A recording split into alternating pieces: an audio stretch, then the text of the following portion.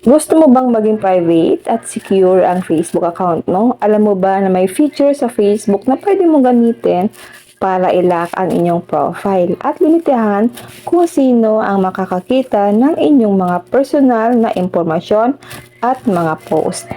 Tara, ipapakita ko sa iyo kung paano gawin ito. Una, buksan ang inyong Facebook app at ilagin niyo po ang inyong account.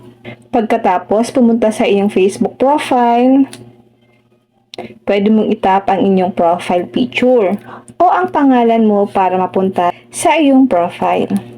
Kapag nasa profile na, itap ang tatlong tuldok, tap lang natin ang 3 dots. Ngayon, hanapin na ang lock profile.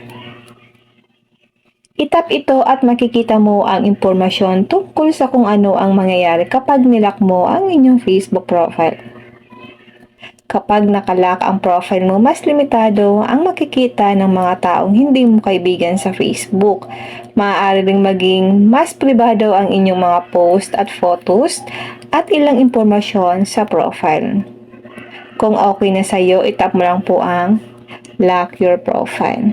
At ayan, nakalock na ang inyong Facebook profile. Pero tandaan, depende sa bansa, account o version ng Facebook app. Maaaring hindi available sa lahat ang lock profile feature. Kung wala kang nakikitang lock profile, huwag mag-alala. Maaari mo ring dagdagan ang privacy ng inyong Facebook account. Pumunta lang sa menu. Back lang natin ito guys ha. Kung wala kayong lock profile, tap lang natin ang menu or yung 3 lines. Scroll down, tap settings and privacy. Tap settings.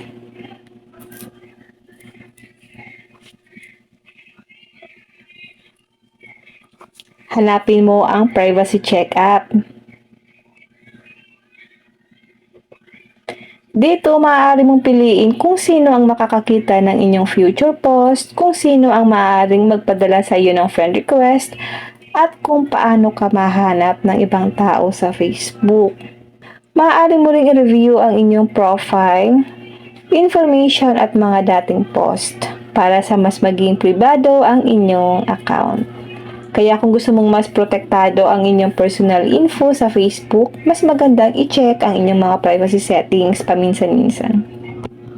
Kung nagsawa na kayo na i-lock ang inyong mga Facebook profile, para i-unlock yan, tap ulit natin ang profile picture natin.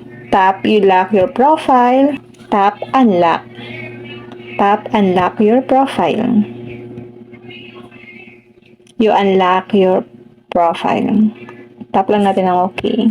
Kung nakatulong sa iyo ang tutorial na ito, i-like ang video at i-follow ang page para sa iba pang Facebook tips at tutorials. At kung may kaibigan ka o kapamilya kang gustong mas maging private ang Facebook account, i-share mo rin ang video na ito sa kanila.